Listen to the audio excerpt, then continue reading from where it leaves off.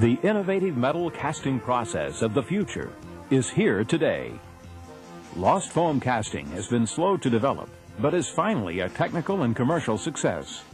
The name Lost Foam refers to the process of creating a foam model of the casting and then replacing the foam with molten metal. The process begins with polymer beads, which must be expanded to a controlled low density for molding. The beads as purchased have a cellular structure and contain a gas or blowing agent, usually pentane. In a pre-expander, steam is used to heat the beads, softening the polymer and expanding the gas. Control of density and bead distribution is critical in this operation. After pre-expansion, the beads must be stored for stabilization before use in molding. A distribution system delivers beads from storage to the molding machines. Tooling mounted in a molding machine provides a cavity in the shape of the casting or a portion of the casting. The preheated cavity is completely filled with beads through fill guns. Steam is again used for heat and now enters the cavity through vents and further heats the tool from the back side. This causes the beads to expand into the voids and to fuse together. The fused foam and the tool are cooled by water and vacuum to allow the foam to be removed from the tool. Tooling is typically machined polished aluminum, producing very precise dimensions, and an unusual but smooth surface finish with precise detail. The tooling is exposed to only non-abrasive beads and steam temperatures, and usually maintains surface finish and original dimensional accuracy throughout an extremely long life. Foams are normally aged, usually in a controlled warm air oven, to stabilize the dimensions. Foams can be molded in one piece, sometimes using movable pulls. Multiple pieces can be glued together to form extremely complex parts with internal passages and detail sometimes not feasible in other processes. Gluing is normally done with special hot melt glue, printed on the parting line between foam slices. Excellent dimensional tolerances, appearance and casting quality can be achieved when flat glue lines are properly designed and when tooling and equipment have proper precision and control. Foam replicas are then assembled with a gating system to form a cluster of parts to be produced in one flask. This can be done manually or by machine. Foams or clusters are then dipped in a water-based refractory coating which covers all surfaces of the foam, including internal passages. The coating will now have an internal surface equal to the outside surface of the foam. The wet, coated foam cluster is then placed in a drying oven to remove the water. Ideal process control and throughput are achieved with dehumidification and internal humidity control.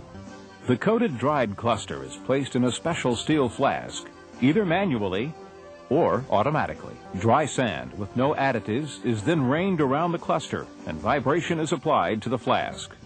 Inside, the vibration of the flask causes a layer of sand near the surface to fluidize. In this layer, the sand flows around and into the inside passages of the foam. The sand level rises as additional sand is rained in.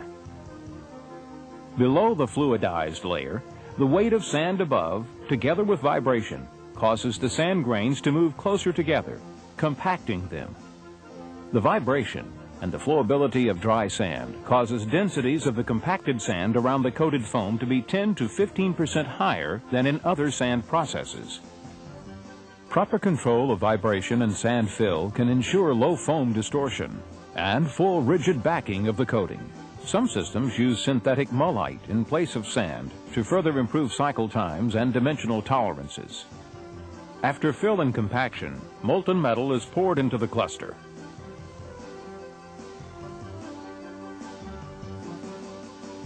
As the liquid metal moves inside the coating, the heat energy causes the foam to liquefy, evaporate, and break down chemically. The temperature of the metal poured and the foam characteristics will determine how much liquid, vapor, and gas will be formed. Special coatings have now been developed for various types of castings, which have capillary action to absorb liquids, as well as permeability to allow passage of vapors and gases. Because there is nothing in the sand to burn out, creating collapse or mold wall movement, dimensions are very accurate. After the poured cluster is allowed to solidify, the flask can be simply tipped over and the unbonded sand flows out. No additional violent shakeout or core removal are necessary. Because the foam pattern is left in the mold, no parting line is needed. This allows orientation of the casting to be more flexible and permits clustering, which produces more parts in a given mold area. More parts per mold means higher production at slower mold per hour rates. The dry, unbonded sand is easily recycled with minimum energy consumption. The mass of foam is low compared to the binders burned out in other sand processes, reducing emissions. This makes lost foam an energy and environmentally friendly process. Because there are no cores, core defects and fins are eliminated. Binder and moisture-related defects are also eliminated. No parting line eliminates shift and parting line fins. These benefits reduce grinding and blasting. Many additional benefits can be realized in the finished part due to the increased design freedom of lost foam.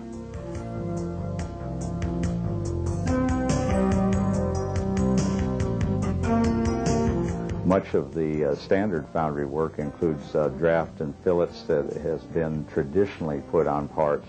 In lost foam, we start without that, and therefore the foundry produces a lower weight casting because we're not adding the draft fillets and things that we traditionally do.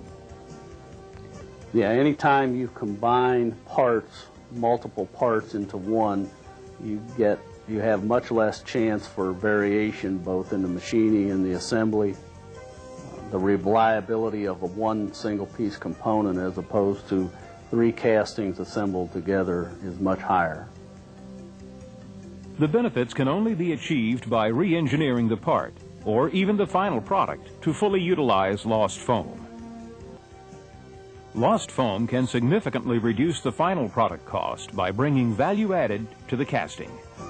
The lost foam process has benefited from automotive industry emphasis, but now is very effectively being applied to non-automotive products. More and more products are being re-engineered to lost foam as the process gains acceptance.